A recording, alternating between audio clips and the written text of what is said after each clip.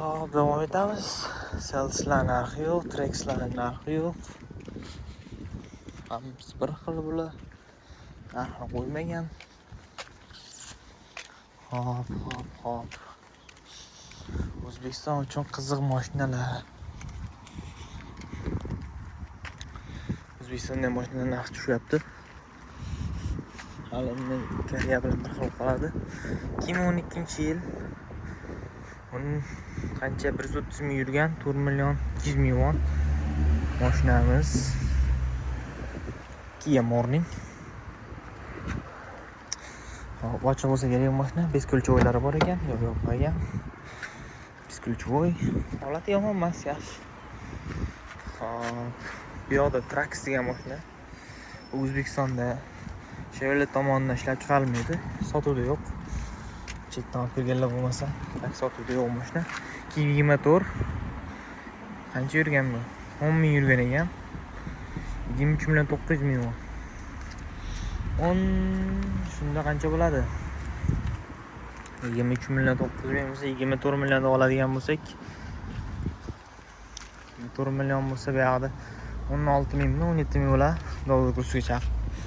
Hozirgi kunda endi dollar 145 ming atrofida hisoblanganda. Hop. Yana qanaqa mashinalar? Kona O'zbekistonga juda ham zo'r mashina, ixchamgina. Kia Kona 82 ming yurgan, 1.6 turbina, 2019 ekan. Proxodni O'zbekistonga 15 million 310 ming. Tekis 10 mingga olsa bo'ladi mana shu mashinani. Endi rasmoshkasi yetib borishi bilan bu mashinalar 23 ming, 24 mingga chiqib ketishi mumkin. Juda qimmatlashib ketadi.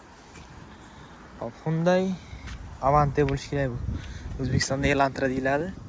2023 9-24 ga Proxodnoy 51 ming yurgan, 24 million 900 ming won. Qiziqqonlar Koreya bo'yicha ham. Hop, 25 million oladigan bo'lsa-ga bu ham примерно 16 mingmi? 16 mingdan jo'shatadi, 17 mingga yaqin. Tak, lekin mashina holati yomon emas. Bu yerda Avante O'zbekistonda Elantra deb tanilgan mashina. Ekspertga Elantra uchib ketadi bu mashina. Koreyacha Avante. Hop, ichki salonlari, kojin salon, cruise control, palasdan ishlaydi mashina. Hamma yoq zo'r, klimat kontrollarigacha bor. Adaptivni cruise kontroli ham bor ekan.